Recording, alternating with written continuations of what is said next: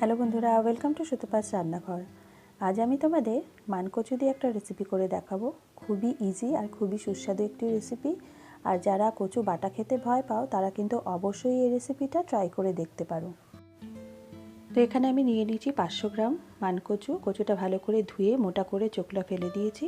এবার এটাকে আমি গ্রেট করে নেব। গ্রেটারে একদিকে একটু সরু একদিকে একটু মোটা করে গ্রেট করা যায়।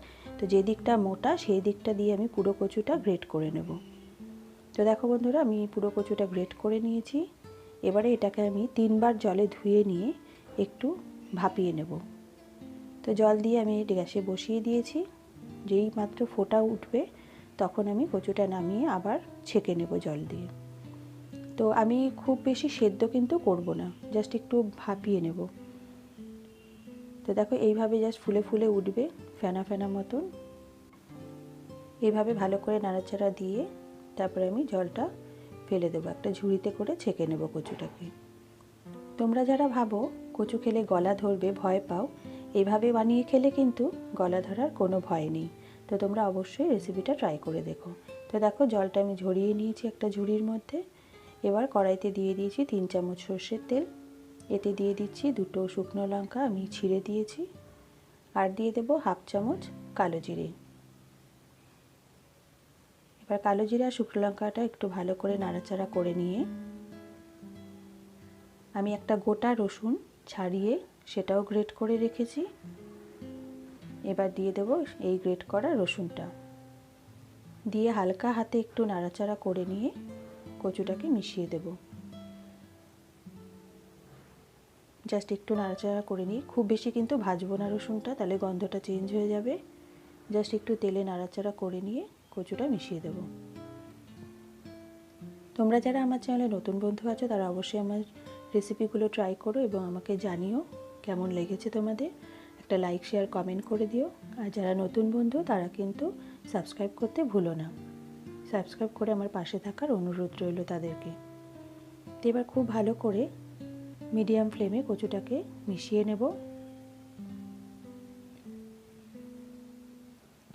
এটা কিন্তু গরম ভাত দিয়ে খেতে অপূর্ব লাগে বন্ধুরা, তোমরা অবশ্যই একবার ট্রাই করো। আশা করি তোমাদের ভালো লাগবে। তো এবার দিয়ে দিচ্ছি 1/2 চামচ মতন হলুদ গুঁড়ো আর দিয়ে দিচ্ছি পরিমাণ মতন নুন। এবার খুব ভালো করে মিডিয়াম আঁচে এটাকে একটু ভাজা ভাজা মতো করে নেব।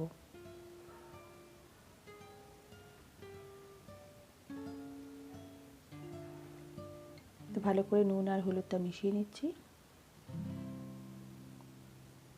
তো দেখো বেশ খানিকক্ষণ আমি নাড়াচাড়া করে নিয়েছি। এবার আমি দিয়ে দিচ্ছি কাঁচা লঙ্কা বাটা। এইরকম চামচে আমি 2 চামচ দিয়ে দিচ্ছি। ঝালটা তোমরা অবশ্যই তোমাদের পছন্দ মতন দেবে। দিয়ে এটা দিয়েও খুব ভালো করে আমি নেড়ে মিশিয়ে নেব। মিনিট 5 এভাবে আমি ভাজা ভাজা করে নেব আবার। আর এর সাথে দিয়ে দেব কটা কাঁচা পাকা লঙ্কা। আবারও বলছি, ঝালটা তোমরা তোমাদের পছন্দ মতন দেবে, তবে কচু বা যে কোনো বাটাতে একটু ঝাল ঝাল হলে খেতে ভালো লাগে। আবারও 5 মিনিট নাড়াচাড়া করে নিয়ে তারপর আমি দিয়ে দিচ্ছি 1 চামচ চিনি। চিনিটা অবশ্যই দেবে। চিনিটা খুব ভালো করে মিশিয়ে নেব।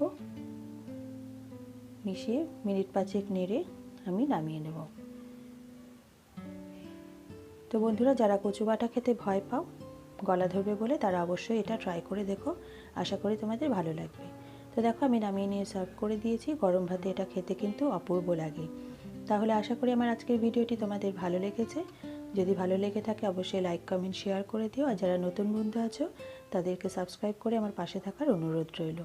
তাহলে আজ এই পর্যন্তই। দেখা হবে আগামী পর্বে নতুন একটি রেসিপির সাথে। তোমরা ভালো থেকো, সুস্থ থেকো। ধন্যবাদ।